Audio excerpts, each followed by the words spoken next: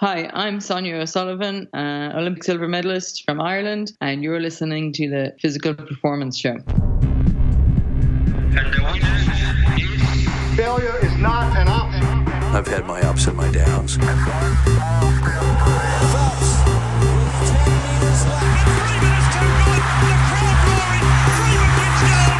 I think it's an absolutely breakthrough experience. Welcome to the Physical Performance Show, the show designed to inspire the pursuit of your physical best performance. I'm your host, Brad Beer.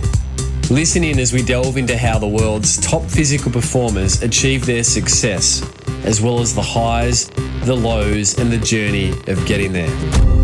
Let's get ready, set, let's go.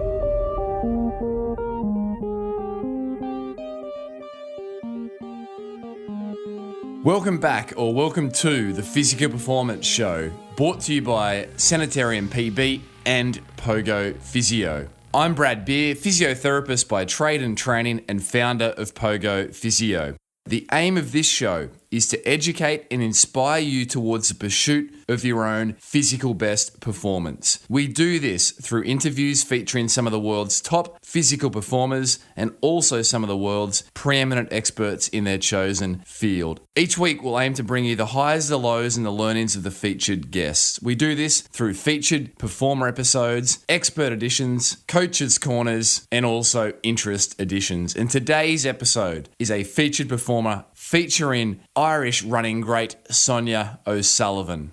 And by way of athletic bio, Sonia's bio is so impressive. Sonia won gold in the 5,000 metres at the 1995 World Athletics Championships and a silver medal in the 5,000 metres at the 2000 Olympic Games in Sydney. In fact, Sonia's 2,000 metre world record of 5:25, that's right, 5:25, still stands, and that was set in 1994. Sonia first came to running prominence when she finished fourth in the 3,000 metre final at the 1992 Barcelona Olympic Games. From there, Sonia went on to win a silver medal in the 1,500 metres at the 1993 World Athletics Championships before becoming the favourite for the 5,000 metre title at the 1996 Atlanta Olympic Games. However, that wasn't to be Sonia's year, where she dropped out of the final due to illness. And Sonia talks through the pain of that experience on today's episode. As well as her 1995 World Athletics Championship title, Sonia also won 3 gold medals at the European Championships in the 3,000 metres, 5,000 metres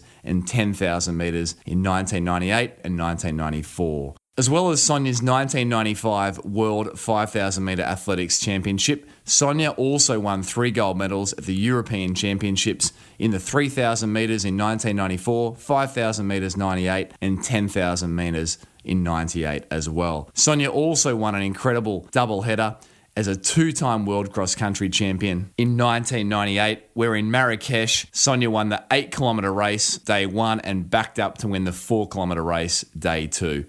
She was considered the dominant runner in distance really for many years there.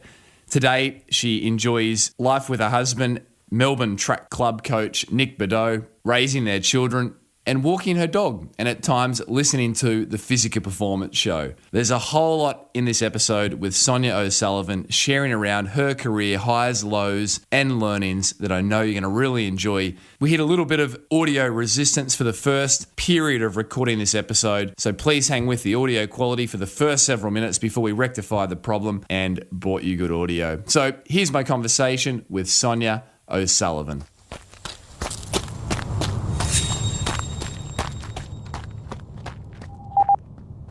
Sonia O'Sullivan, this is a real treat, and thank you for joining us on the Physical Performance Show. That's all right. Nice to have a chat with you. I'm normally listening, but I'm doing a bit of talking now. Yeah, I heard that you had listened to a few of the episodes, aside from the Melbourne Track Club athletes. Any episodes that have tickled your interest in recent years? I think the first one I listened to was Sinead Diver. She's a good friend of mine, and you always like to know the story behind an athlete how they get to be the good runner that they are. And then the other one was Tim Don. I really enjoyed that one as well.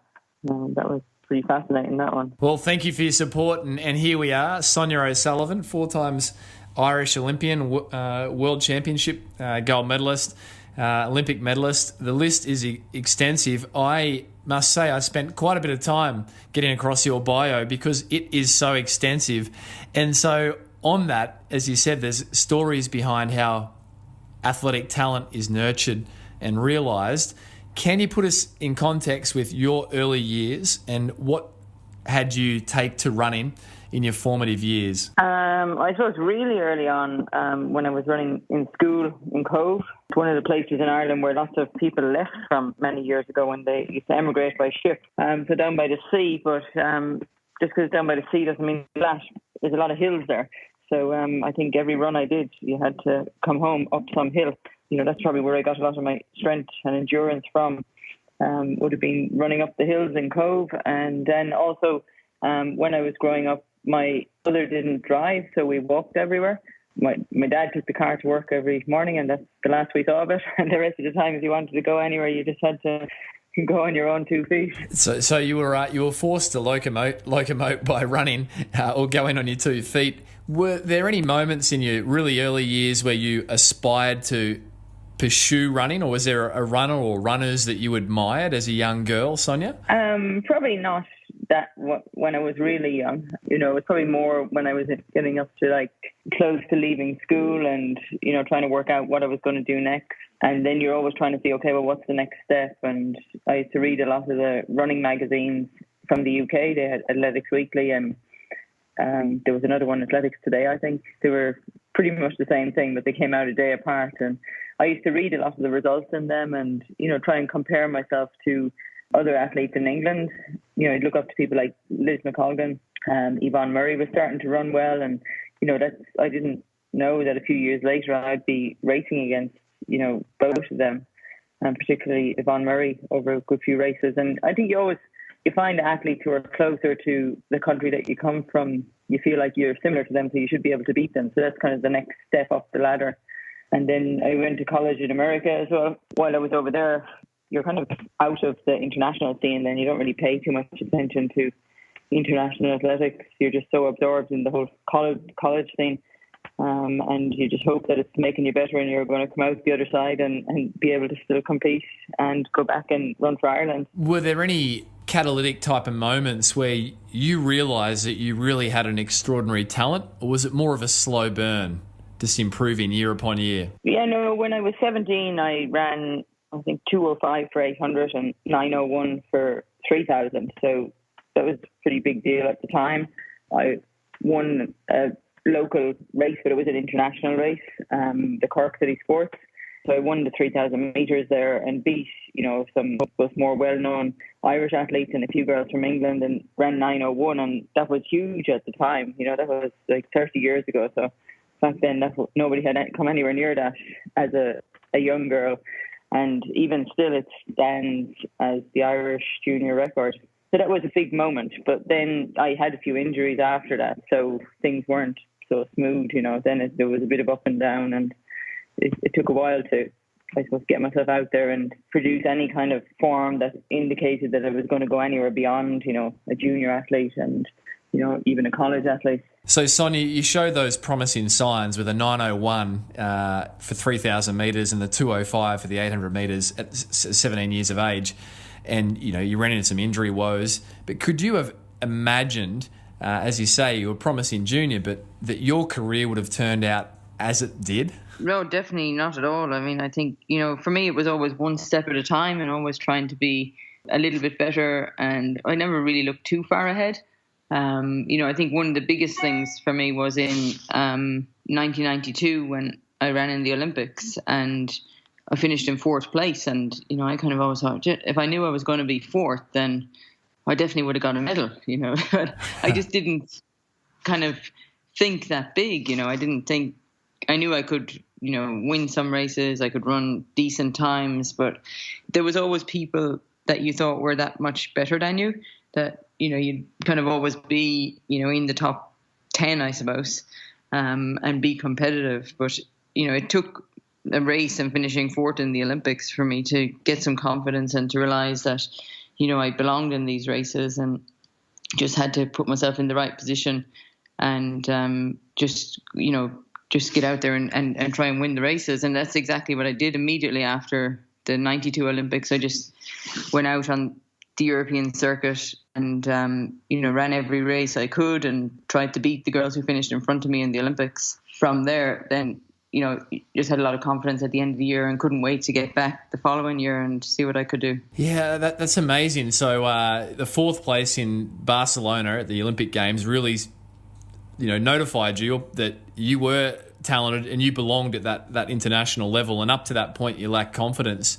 Did your confidence kick in and then stay? I mean, over your career, it obviously rode highs and lows.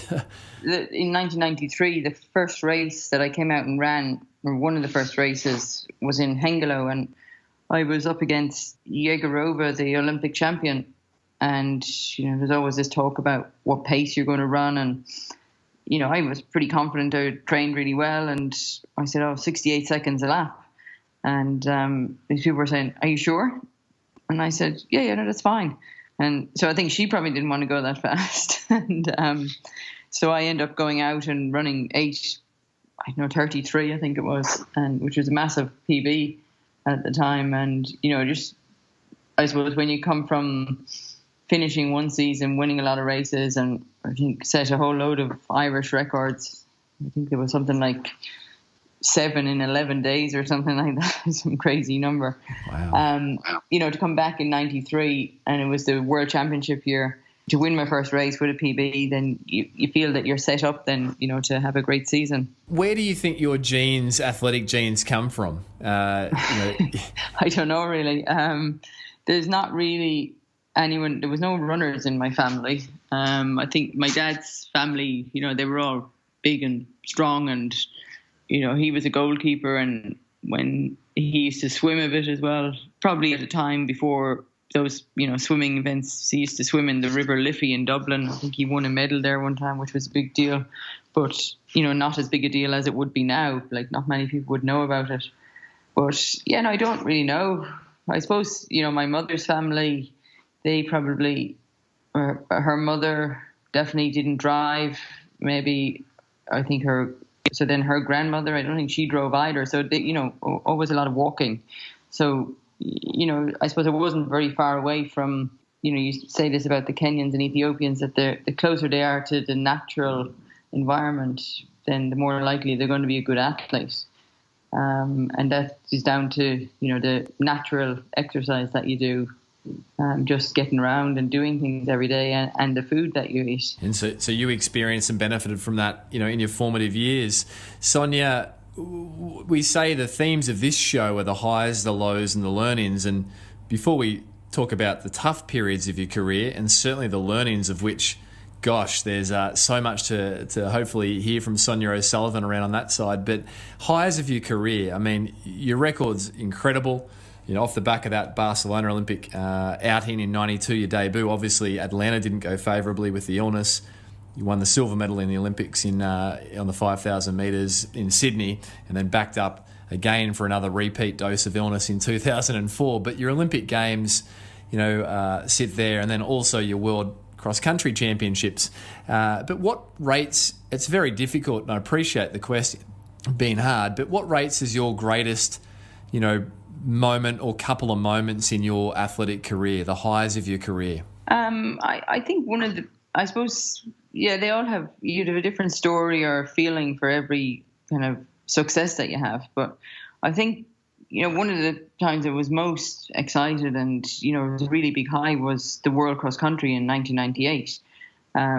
Because I'd had that kind of up and down period, being the world champion in 1995, and then you hit rock bottom in 96 at the Olympics, and then tried too hard to get back to normal again in 97, that you kind of at the point where, people are doubting you, you're doubting yourself, and you're questioning yourself. And it was at that point that I decided I've got to, start all over again. And, you have to kind of forget what went before and what you did before, and, just come at things from a different angle. And so I changed coaches in the end of 96, but I wasn't fully listening to my coach in 97. Like, I was doing all the training sessions. I had a few good runs, but I was still kind of looking back at the things I had done in the early 90s, trying to compare training sessions, trying to do the same amount of races, and it just wasn't balancing out. And I think when I kind of realised this, so my coach then was Alan Story, and I remember in 97, going to him to make a race plan, and it came with a list of races, and he said, "This looks more like a fixture list than a race plan." So, he kind of let me get away with it for a year. He kind of thought, okay, well, maybe that's what she does, or maybe, sometimes you have to keep people happy. And then it was after the World Championships in Athens in 97, I said, oh, we've got to start all over again here and, plan things a bit better and, I suppose have a better focus. And, some races need to be much more important than others, and not be out there trying to, be like banging your head against the wall every week running a race. Leading up to the World Cross Country Champs, then you rebuilt yourself, and with coach's involvement, obviously, and you took the double in the 8Ks, and then backed up the next day and took the 4K. And that's unprecedented. Were people advising to not run the 4K, or you just wanted to do it no matter what? You were going to put your stamp and let the world know that Sonia O'Sullivan was back in form? Not really, no. When I went there, the intention was only to run the 8K.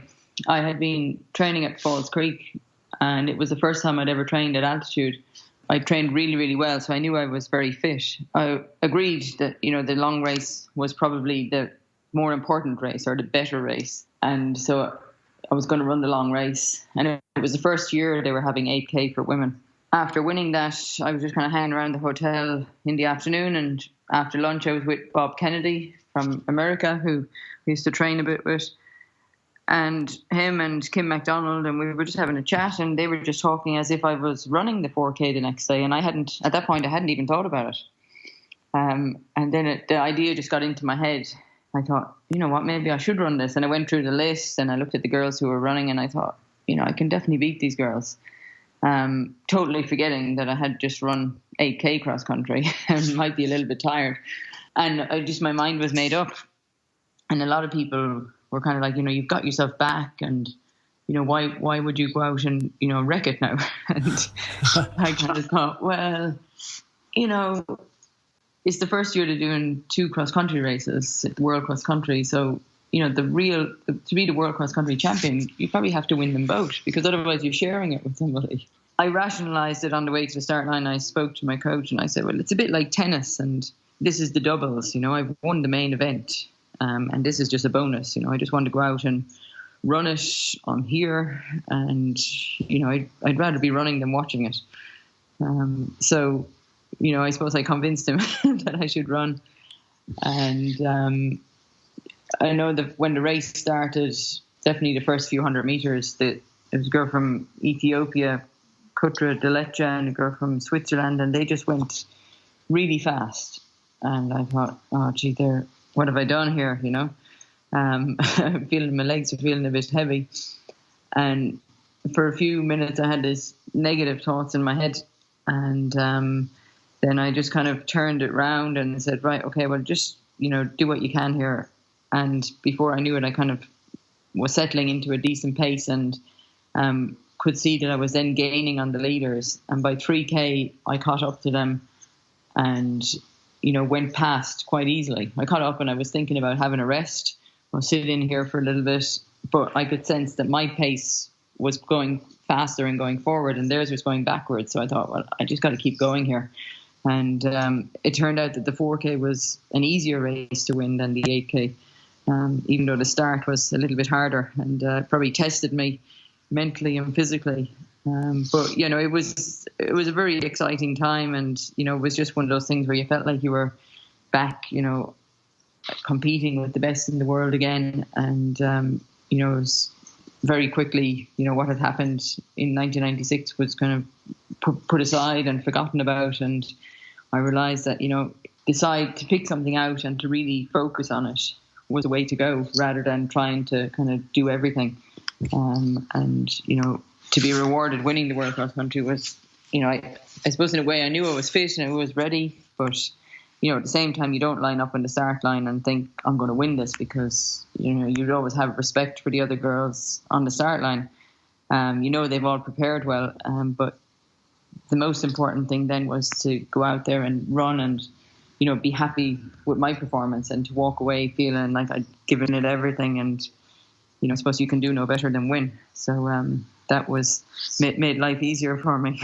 And as you say, the questioning that you had of yourself after Atlanta and the doubt that other people had in you was quickly erased with that emphatic double victory.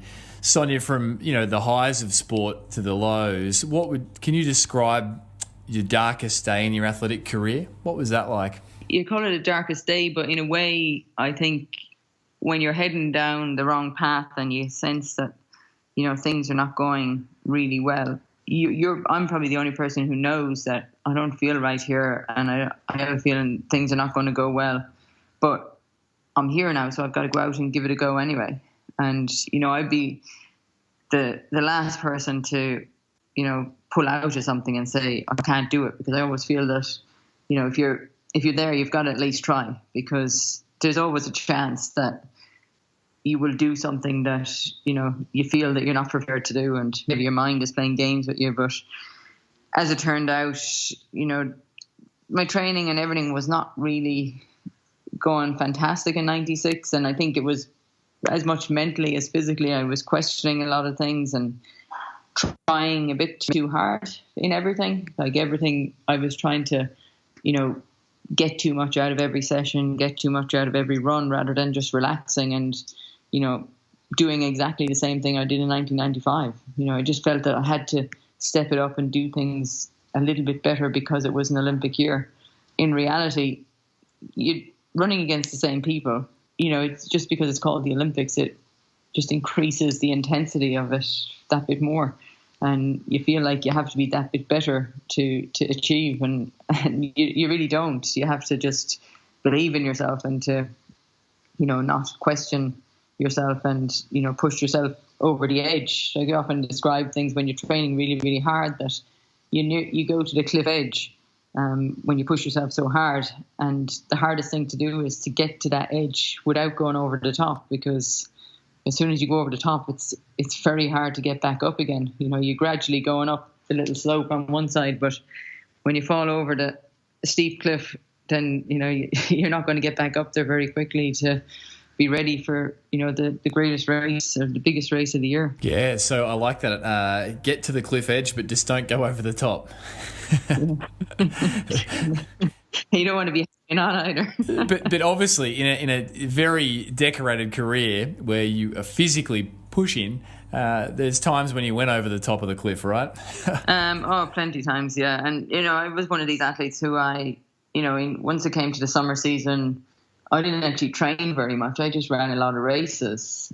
This is the summer season in Europe, and so I did all my training in the winter and the spring.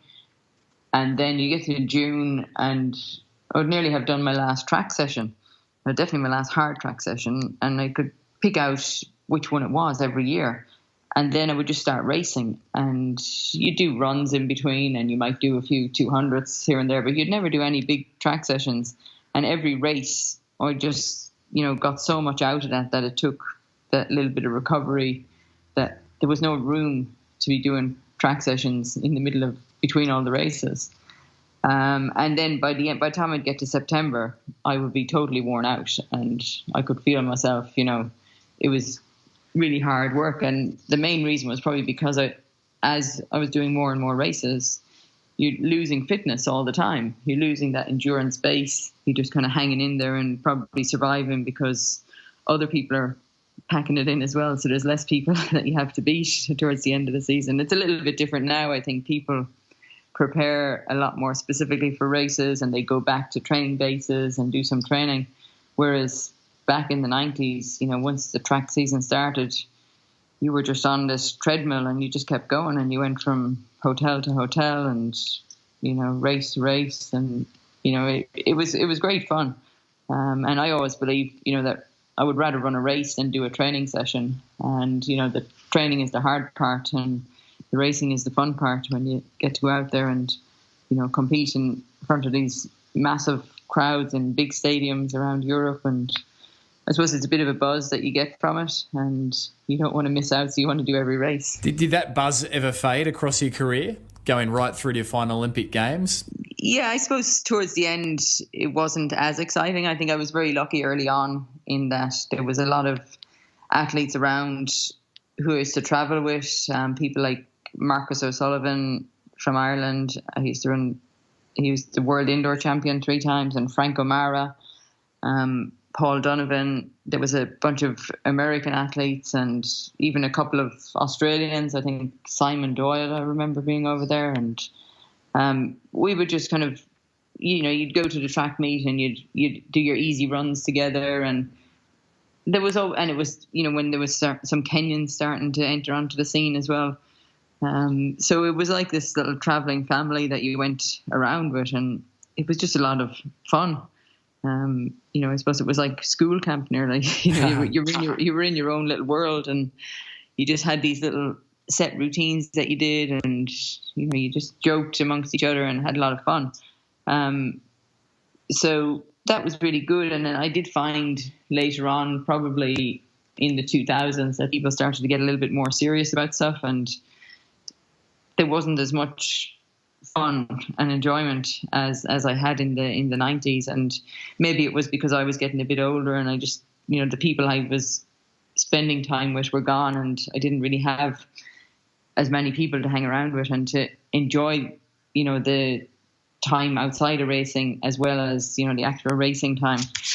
So it just became a bit more difficult, and it was probably a bit more mature, and maybe that's then when you start to move on to do some road races, and I suppose you just do different things. And I don't know, when you've run so fast so many times, it can be hard to think, that you can go faster and that you can get the same buzz out of, running races, but you're not winning the races is not the same thing. How did you find that transition over to some of the road racing that you did, Sonia? Obviously, it's a world apart from the track, but different but enjoyable still. It was really enjoyable, and I wish I had gotten the chance to do a few more.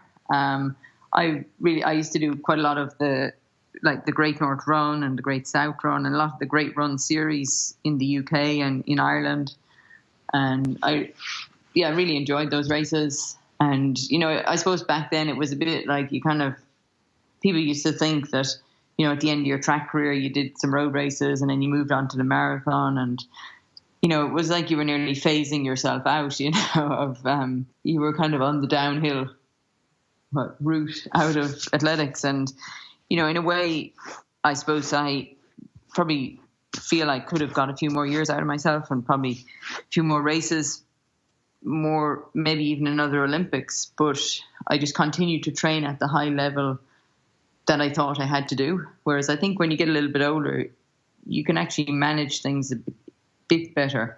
You've got a lot of miles in the bank that if you don't train so hard, you can probably continue and have another extra few years in your athletics career. Whereas I think I pushed on a bit too much, trying to do the same things over and over again, and just kind of wore my body down to the point where I just couldn't run very fast anymore. And your half marathon road PB was incredible, 67:19.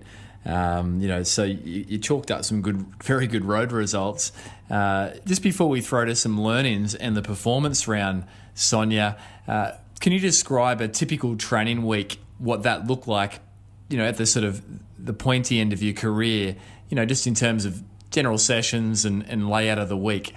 I know it was always different, and certainly, as you said, the Europe summer season, you were racing more than you were training.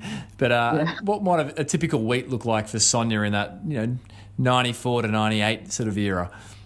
Yeah, I think I was up about generally around 160 kilometres, or we would call it 100 miles a week, for most weeks, particularly throughout the winter time.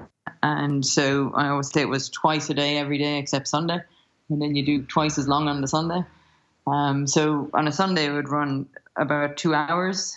I don't know how. You see, it was a lot of my training was before the Garmin, so I didn't really know how far I was running. So there was a bit of guesswork in there. I used to divide everything by 7, assuming I was running 7-minute miles all the time. And my coach, he said, well, I think you run a bit faster than that, but okay. So it might have been more like 120 miles. Maybe, yeah.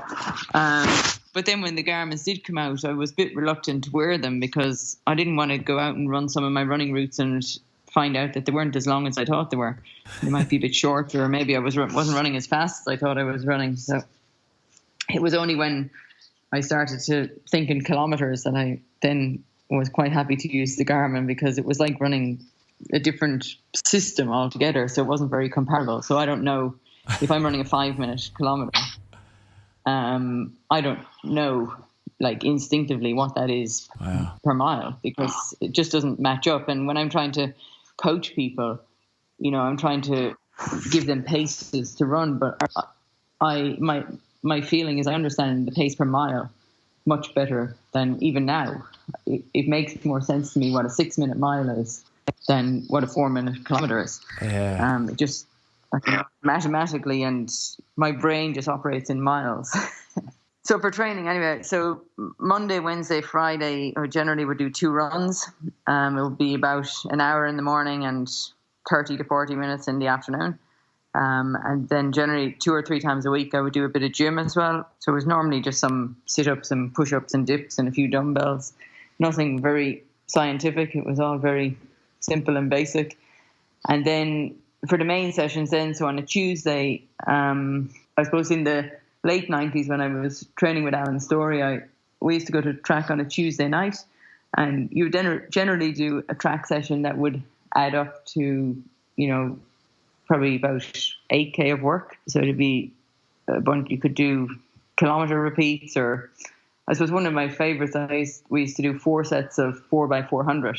One of the 400s in each set was at 1500 metre pace, and the others were at 5K pace. So you'd be running kind of 70, 72, and then you drop down to like 60 something for the faster one, all with a minute rest in between.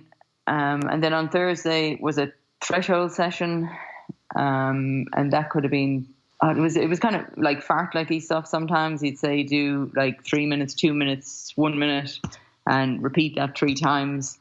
And so it wasn't all out. It was sort of more fast, relaxed pace. And then on a Saturday, we'd do some hills, and you might do 5 or 6 times 3-minute hills, which would be a long gradual hill. Or you might do 12 times 1-minute hills, which would be shorter and steeper, obviously. And then the long run on Sunday. It was always busy doing stuff, but I used to get the sessions from Alan on Tuesday. I would do a good session on Tuesday night. Then he'd say, okay, well, just, take it easy the rest of the week. That was the main session. Tuesday was always the most important. He'd give me something to do on Thursday, something to do on Saturday. And then basically the other days, I used to always just call it fill in the gaps. And so you just, whatever you wanted to do and however you felt, you'd run an easy run, or, sometimes you might run a bit faster. But I think generally I ran pretty fast, and we used to have a lap around Bushy Park in London. It was about, we used to say it was 7 miles around. I'm not sure, I think it's about 11K maybe. There was markers along the way. So, the first mile was at the tree and the bend, and, there was trees and bridges and little marks that were the estimated mile markers that we probably worked out when we rode around on a bike one time, and then tried to remember, where the markers were. And so it was always a big thing for anyone who came to Teddington to train, what was your time for a lap of the park? And generally, if you ran under 40 minutes, was pretty good going. 40 was okay. And then, as we started to get older and slower, we used to always have this little challenge that you had to try and get around the park faster than your age. You're listening to Sonia O'Sullivan, World Athletics Championship gold medalist and 4 times Irish Olympic runner and also Olympic medalist, sharing around her highs, lows and learnings of her remarkable career.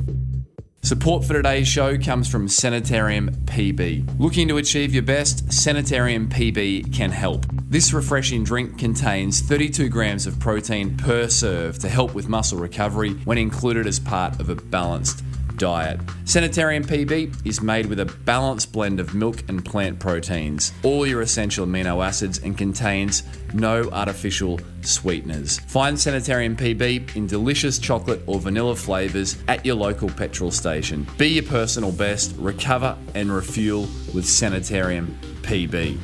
Support for today's show also comes from Pogo Physio. We exist to help you get back to your physical best following injury.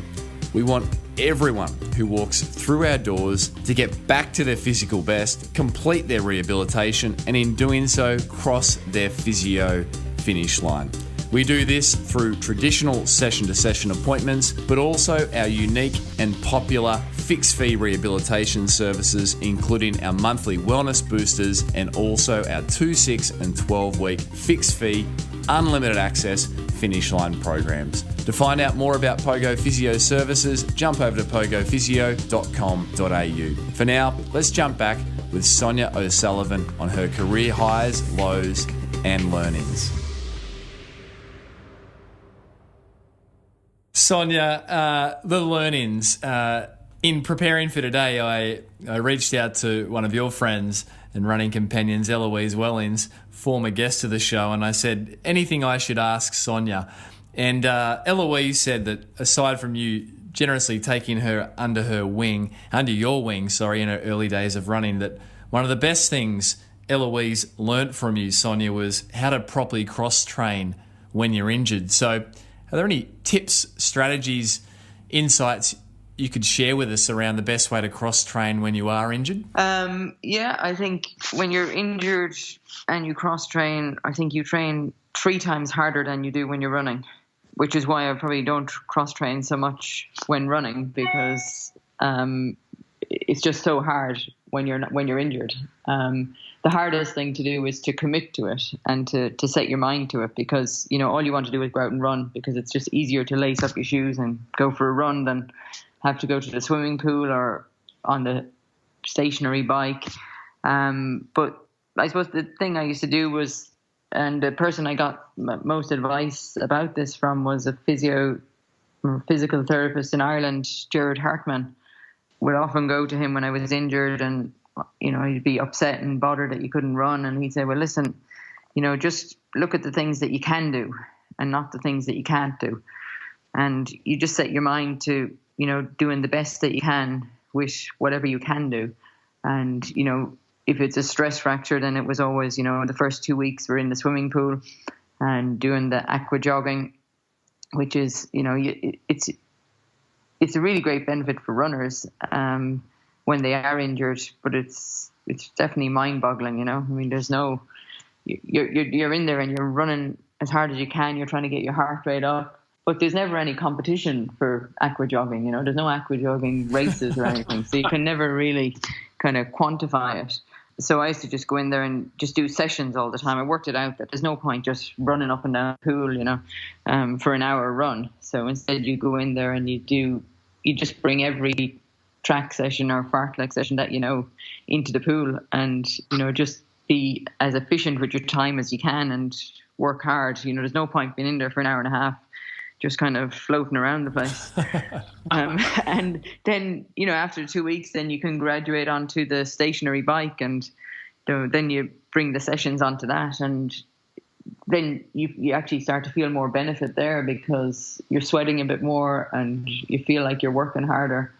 Yeah, so just things like that. I think, you just have to just set your mind to doing, what you can do, and to be as creative as you can to come up with sessions that will just make the time go by quickly. And I suppose one other thing that is really important when people are injured is you try and get better at something that you don't normally do, and whether that's swimming or, now, if I had known, way back then how much fun and how good it is to go out and ride a road bike, I would love to have been able to do that, because I think that's a fantastic form of exercise.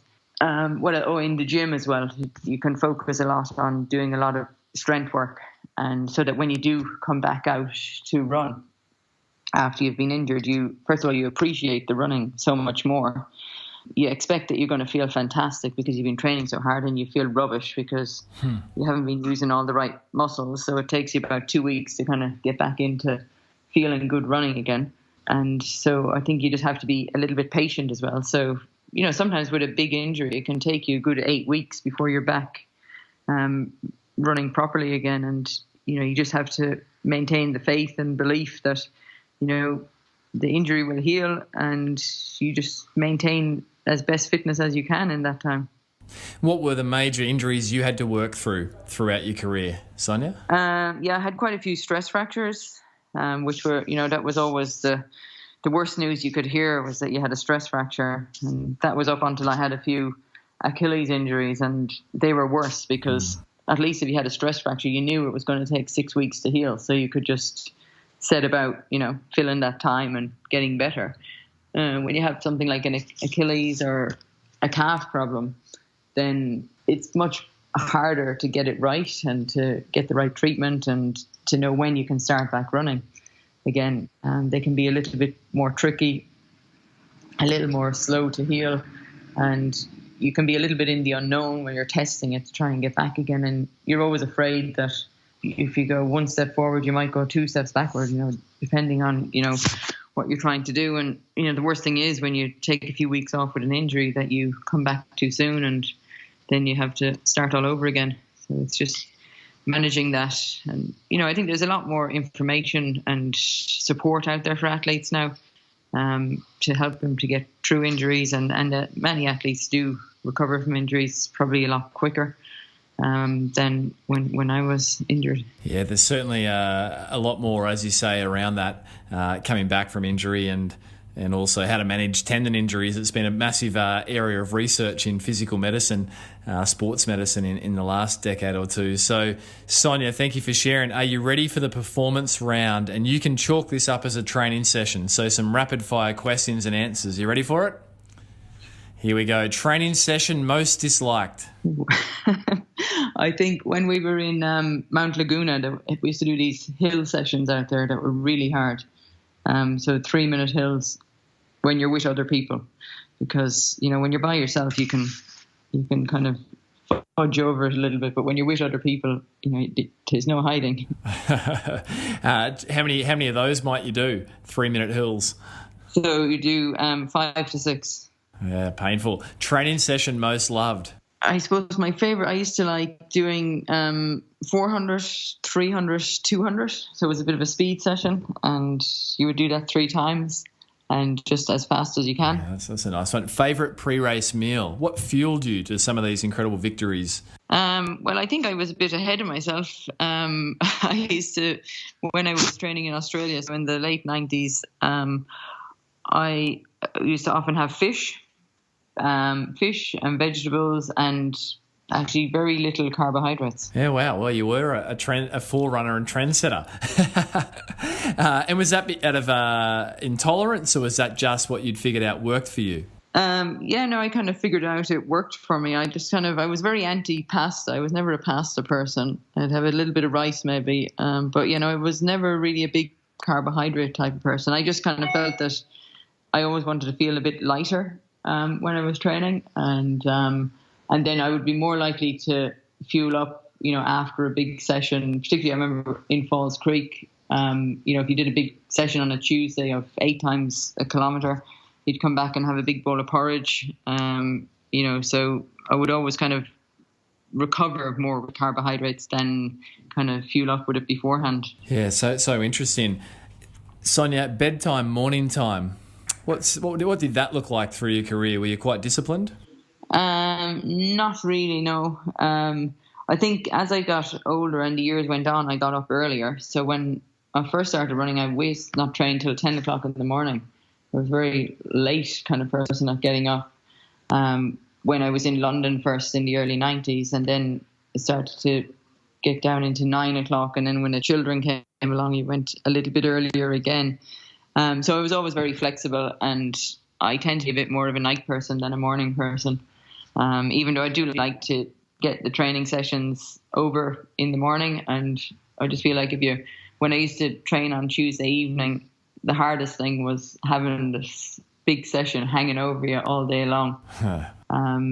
But I got so much more out of training with people on Tuesday night that it was worthwhile doing it. So, Who's the athlete you most admire, Sonia, and why? Well, that's a tough one now. I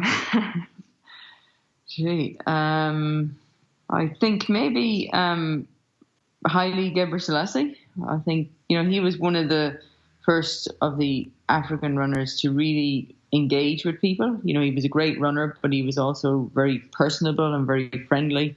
And, I think that's really important with athletes, is that they connect with people who, support them and people who are following them, to just engage with the sport.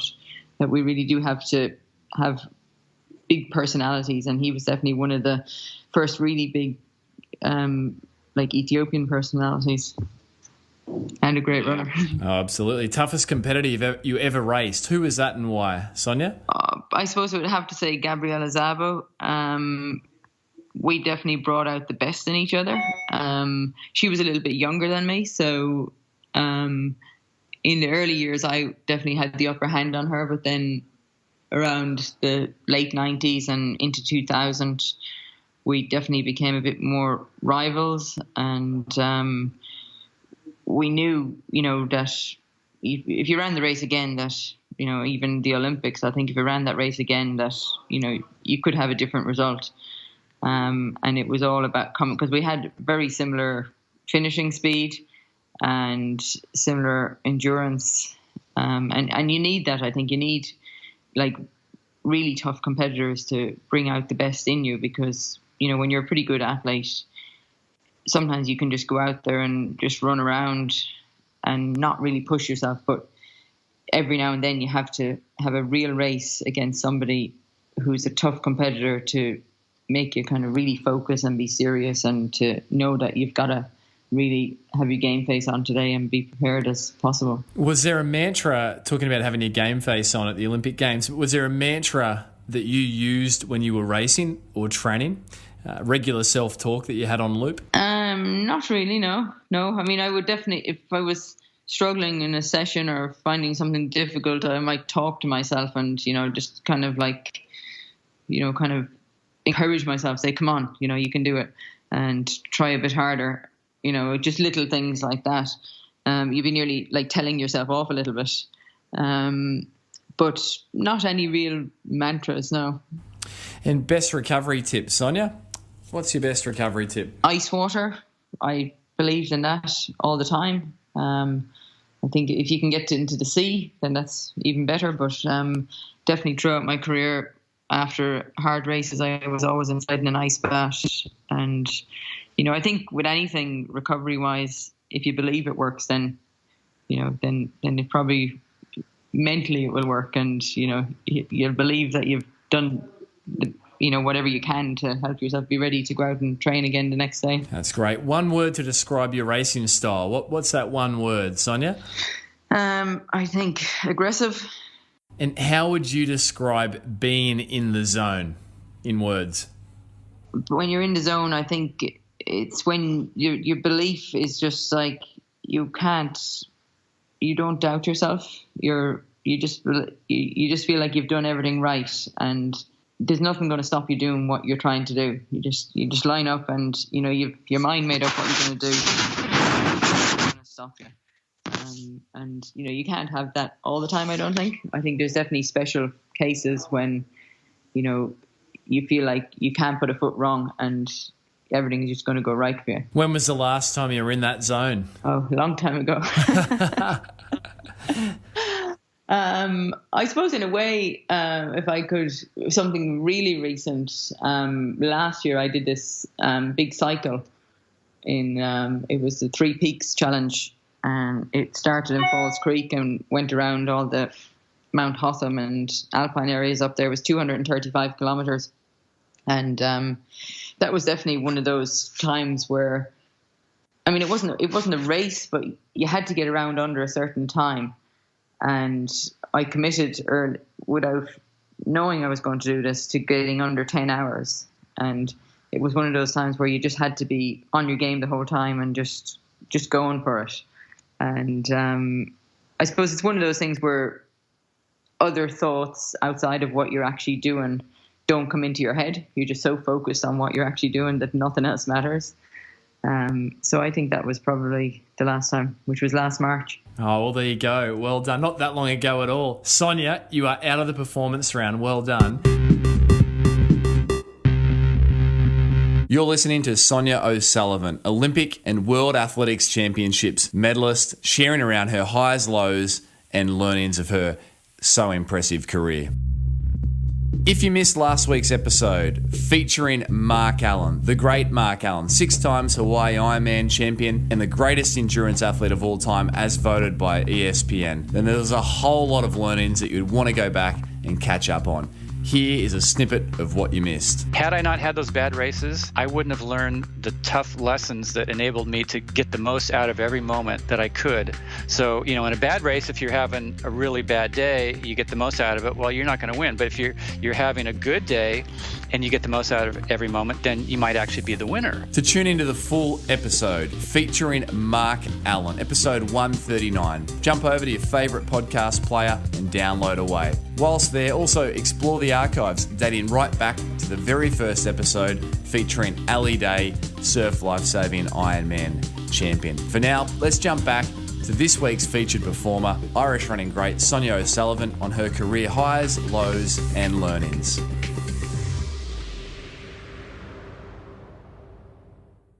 If you could boil, it's a very tough question, everything you've learnt through your coaching, your own running, down to one bit of advice to help listeners of this show perform at their best, if you could only issue one bit of advice, what would Sonia O'Sullivan's sole piece of advice be? I think listen to your body and, don't try and push through just because it says on the training schedule that you've got to do this session and you've got to go this pace. I think sometimes there's days when you can't do it, and you've got to realize that. As soon as you realize it, I think you have to back off a bit and even nearly say, I can't do this today, I've got to come back tomorrow. Yeah, there's discipline in that, right? There's a lot of discipline in that, yes. Sonia, a fun question. Everyone likes to know a bit more about the personality behind the guest. If you could have dinner with 3 people, living or past, who's at Sonia O'Sullivan's table and why? Excluding the obvious, which is family, your beautiful family, Nick and the girls. Who's at your table and why? Right, okay. Well, I've made a list here now. I've been thinking about this one, right? Roy Keane, I don't know if you know him. He's an Irish international football player, as in soccer. Yep. Joe Schmidt, who is the coach of the Irish rugby team, who just beat the All Blacks on the weekend. So Roy Keane has just been pretty much sacked from coaching the worst Irish team at the moment. And Joe Schmidt is leading the best Irish team. So the 2 of them in there. Yep. And then I think to get a bit of an athletics, I suppose, perspective on things. So these are 3 really big coaches. Jerry Shoemaker, I think he's got a really good group in America. And, I think I've been around coaches like Nick and Alan, Kim MacDonald, who've all had a similar view of training. So I think he might have a different perspective. And then I think with the mental stuff of Joe, and then Roy, the madness of Roy might be a good dinner table. But then we need a chef as well. So I was going to bring in, we need someone to cook the dinner. So I have a really good friend in Ireland. He's called Nevin Maguire. But I've had dinner with him. So I'd also like to bring Yotam Ottolenghi, because I read all his books. And then we need a bit of music as well.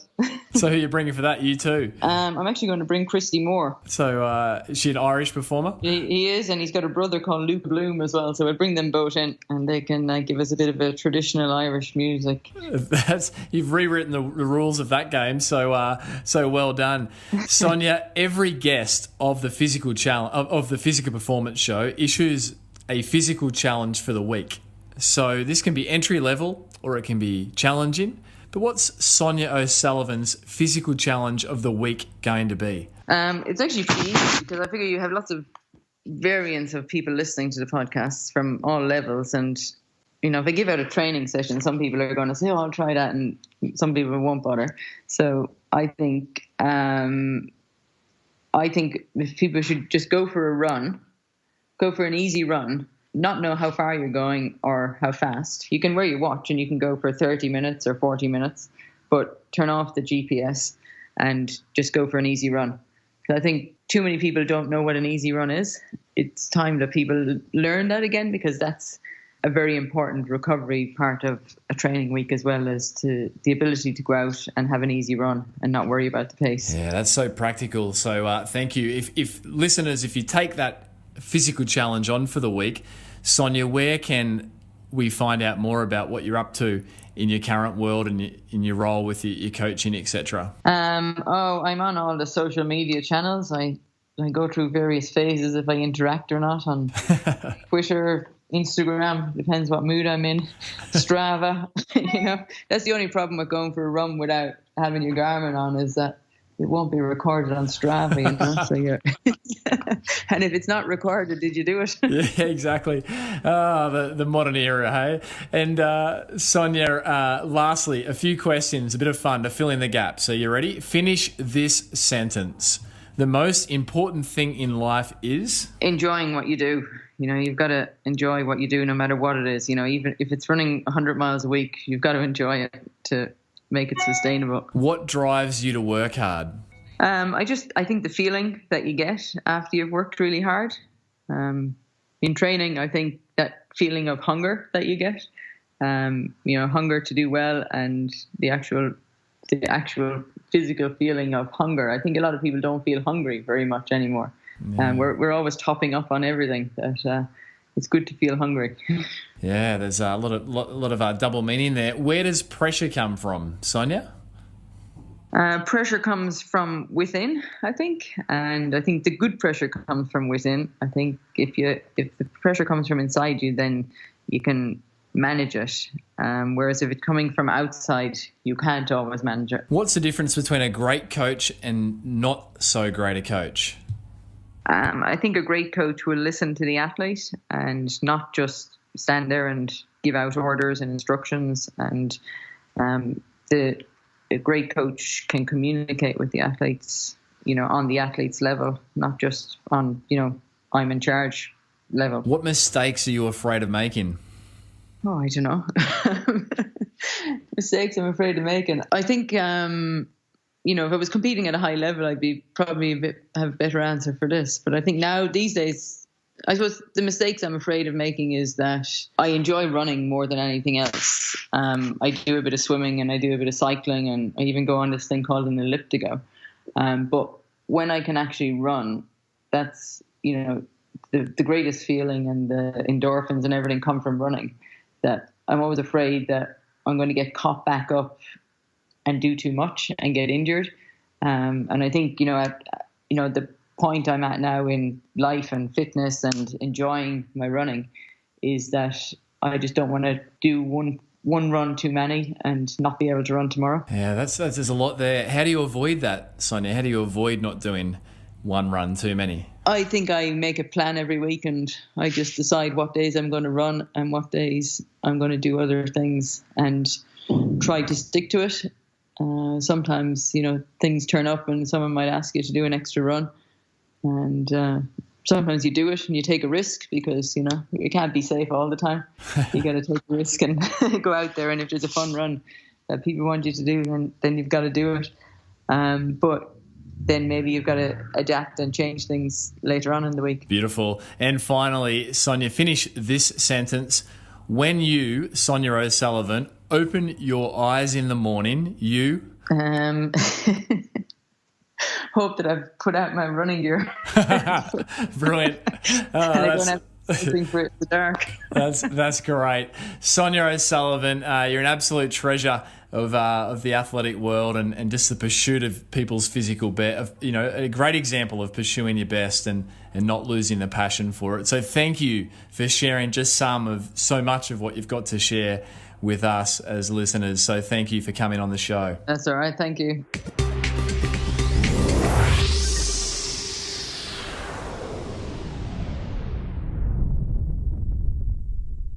So there you have it. Another episode of the Physical Performance Show. And I trust you enjoyed today's episode with our featured performer, Sonia O'Sullivan. So many learnings from such an incredibly long and successful career. If you did enjoy today's episode, then please let Sonia and myself know. We're easily found over on social media. And of course, a fun way to do that is to take a podsy. That's simply a screenshot of the episode that you're enjoying and tag in myself or the show. That's at Brad_Beer or at Physical Performance Show on Instagram, in with the episode that you're enjoying and what you're doing at the time. You might be running, cycling, cleaning the house, on public transport. So those podsies are a fun way of connecting with myself and the rest of the show audience around what you're enjoying. So keep those podsies coming. They are terrific. While we're on the theme of terrific, a big thanks to the three good folk who make this show possible every week. Daryl Misson, our audio engineer, Susan Wilkin, all things show administration, and Matthew Olding, all things graphic design.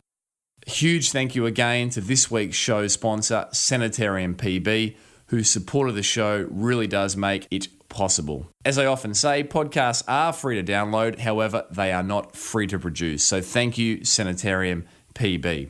Of course, a huge thank you to those who have been rating and reviewing the show over on iTunes and also hitting subscribe. Subscribing really is the best way to help this show grow. So if you've enjoyed more than 4 episodes, then please hit subscribe from within your favorite podcast player. And these episodes will come live to you each and every week as we push them out on a Thursday evening. A big thanks this week to show reviewer Stephen M. Stephen M gave the show 5 stars and commented, "Good, informative interviews with amazing people with great experiences." Stephen, thank you very much for taking the time to leave a review over on iTunes. As a little way of saying thank you, I have a signed and personalised copy of my Amazon running and jogging bestseller, You Can Run Pain Free, now in its 2nd revised and expanded edition, to be sent your way. So please drop me a message over on social at Brad_Beer or via email b.beer@pogophysio.com.au, and we will make sure that book is delivered to you.